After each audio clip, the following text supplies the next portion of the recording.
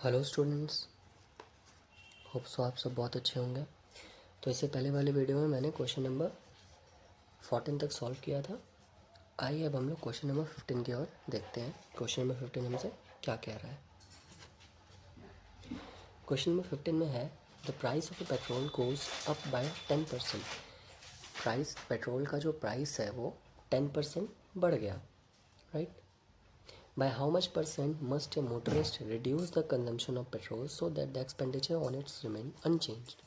मतलब ये कहना चाह रहा है कि एक मोटरिस्ट जो एक बाइक चलाता है वो अपने पेट्रोल के कंजम्पशन को कितना परसेंट घटाए जो कि उसका खर्च है जो उतने में ही हो जाए, उसको 10% बढ़ाओ, उससे कोई मतलब ना हो। तो आइए स्टूडेंट इसे सॉल्व करते हैं। इसमें कहा गया है कि जो प्राइस है वो 10% बढ़ चुका है। तो अगर हम उसके प्रीवियस प्राइस को ₹100 मान लें तो वो बढ़ के क्या हो जाएगा, ₹110, राइट। 10% बढ़ा तो 100 पे 10% बढ़ा, दैट मीन्स वो उसका न्यू प्राइस क्या हो गया, 110। आइए लिखते हैं, लेट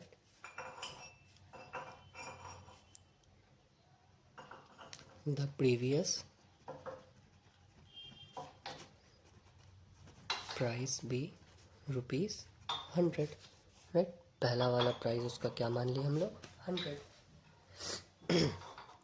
तो उसका न्यू प्राइस क्या हो जाएगा,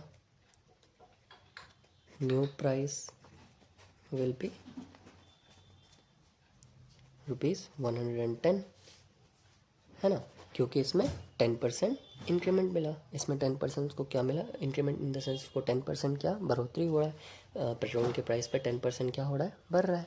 तो ये 110 हो गया, राइट। अब इसी को हम लोग समझते हैं कि इसका डिक्रीजमेंट क्या बोला है, हमसे पूछा क्या गया है, find by how much percent must motorist reduce the consumption. तो यहाँ पे लिखेंगे therefore motorist should reduce the consumption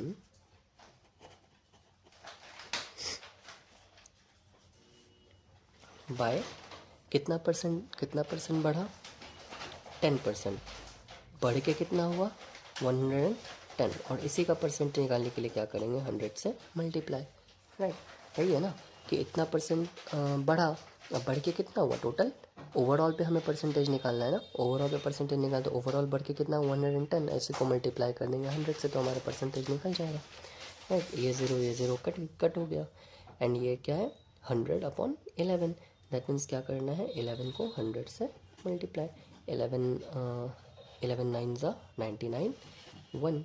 that means ये क्या हो गया, 9 होल 1/11%, 9 होल 1/11%। यही हमारा आंसर। तो एक मोटरिस्ट कितना परसेंट रिडक्शन को घटाएगा, 9 होल 1/11% घटाएगा, राइट। होप सो आप ये मैथ समझ गए होंगे। आइए हम लोग क्वेश्चन नंबर 16 को सॉल्व करते हैं। क्वेश्चन नंबर 16 में कहा जा रहा है गाइस स्टूडेंट कि the population of A town increase by 8% annually. मतलब हर साल एक टाउन का जो पॉपुलेशन है वो 8% बढ़ता है। एनुअली मतलब हर साल वो 8% बढ़ता है। If the present population is 54,000, what was it a year ago. That means अभी अगर वहाँ का करंट पॉपुलेशन 54,000 है तो एक साल पहले वहाँ का पॉपुलेशन क्या था, तो दैट मीन्स हमें पिछले साल का निकालना है, राइट। तो अब हम मान लेते हैं let the previous population be 100%। अगर प्रीवियस पॉपुलेशन 100% था तो after 1 year it will 108%, right. 8% से बढ़ रहा है तो एक साल के बाद वो क्या हो जाएगा, 108%, राइट। अब हम इसे मान लेते हैं एक साल पहले का पॉपुलेशन को अगर हम x मान लेते हैं तो हमारा सॉल्व हो जाएगा आंसर। तो हम क्या लेते हैं, let the population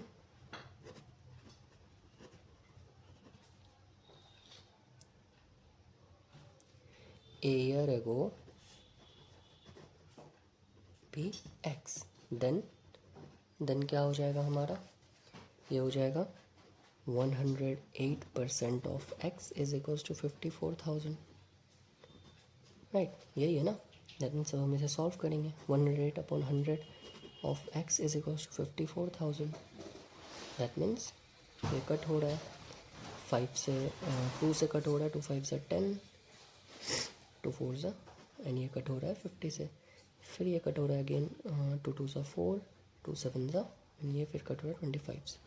that means 27x upon 25 is equals to 54,000, and x is equals to 54,000 multiply x is equals to 54,000 multiply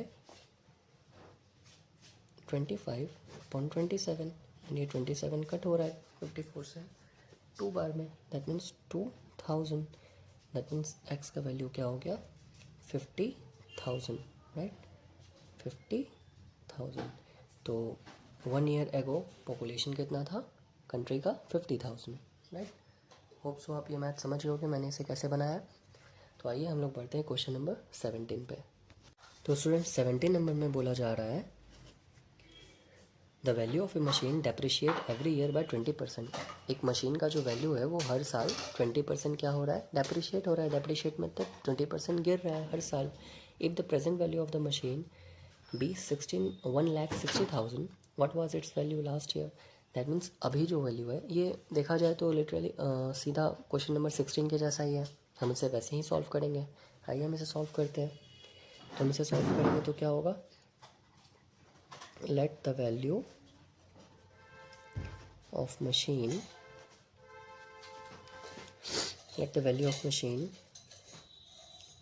in previous year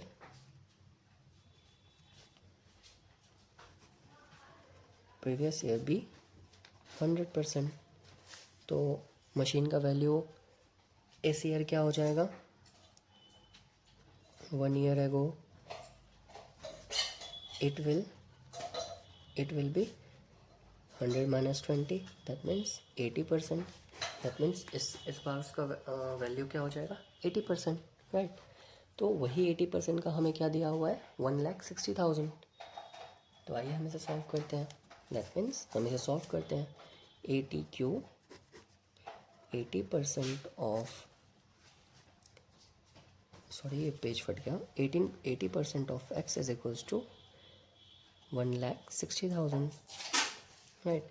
अब इसे सॉल्व करेंगे. 80/100 of x is equals to 1,60,000. अब ये कट हो रहा है 4 and 5. That means 4x/5 is equals to 1,60,000.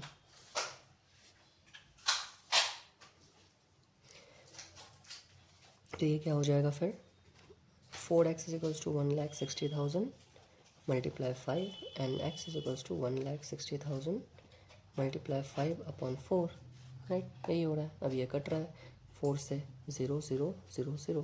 That means x is equals to क्या हो रहा है, इसको हम 5 से मल्टीप्लाई करेंगे. 5 4 ज़ा 20. That means 20 and 1 2 3 4. That means 1 10 100 1000 10,000 lakh. तो एक साल पहले मशीन का क्या वैल्यू था 2 lakh rupees, right. Hope so आप ये मैथ समझ गए हो कि मैंने कैसे बनाया. आइए क्वेश्चन नंबर 18 की तरफ बढ़ते हैं. आइए स्टूडेंट हम देखते हैं क्वेश्चन नंबर 18 हमसे क्या कह रहा है. क्वेश्चन नंबर 18 में कह रहा है एन एलॉय कंटेन 40% कॉपर, 32% निकल and rest zinc. Find the mass of zinc in 1 kg of the alloy, right. तो एक एलॉय जो है 1 kg का एलॉय 40% कॉपर कंटेन करता है, 32% निकल कंटेन करता है. जो बाकी है वो कितना कंटेन करता है, जिंक. ठीक है. तो हमें 1 किलो में कितना ग्राम मास क्या होगा जिंक का, वो निकालना है, राइट. तो आइए अगर हम मान लेते हैं एक एलॉय में 100% मटेरियल रहता है, राइट. अगर हम मान लें एक एलॉय में 100% मटेरियल है, तो 100% मटेरियल है. दैट मीन्स 100% माइनस 100% में से 40% क्या है हमारा कॉपर है, एंड 32% क्या है, निकल है. और यही 100 में से अगर हम 72 को माइनस कर देंगे, दैट मीन्स जो 28% बचा वो क्या है हमारा जिंक, राइट. यही हमारा क्या निकल गया, जिंक, है ना. तो अब हमसे पूछा है 1 किलो में कितना 28%, जो हमारा ये सवाल है एक एलॉय में 28% क्या है, जिंक. तो हमसे पूछा गया है कि find the mass of zinc in 1 kg of the alloy. 1 kg alloy में कितना जिंक रहेगा, राइट. तो हम इस 28% का निकालते हैं पहले. दैट मीन्स कैसे निकलेगा, हम निकालेंगे वी नो